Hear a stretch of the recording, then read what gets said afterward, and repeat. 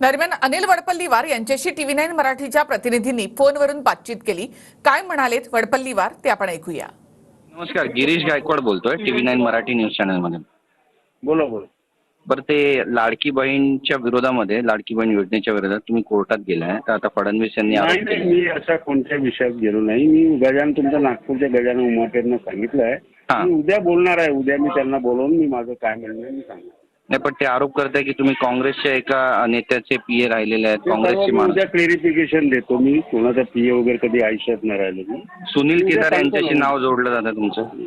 अरे बाबा, मी आता ते सर्व ऑफिशियली माझ्या वकिलांचा सल्ला घेतो मी. हं. उद्या मी बोलतो, गजाननला बोलवून मी देईल बातम्या. नाही, पण आधी यापूर्वी कधी PA राहिलेले आहेत का तुम्ही? नाही नाही आणि सध्या तुम्ही काय करता, काही सांगू शकाल का?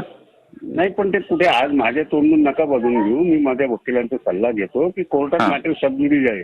हां, मी बोलणार की नाही हे जरा मला ठरवायचं आहे. मी ओके. वकिलांचा सल्ला घेतो. ओके. पण तुम्ही गेलायत का या सगळ्या प्रकरणाबाबत? तुमचं नाव समोर येत आहे, त्यासोबतच ते खोडके आहेत, त्यांच्याशी पण तुमचं नाव जोडलं जात आहे.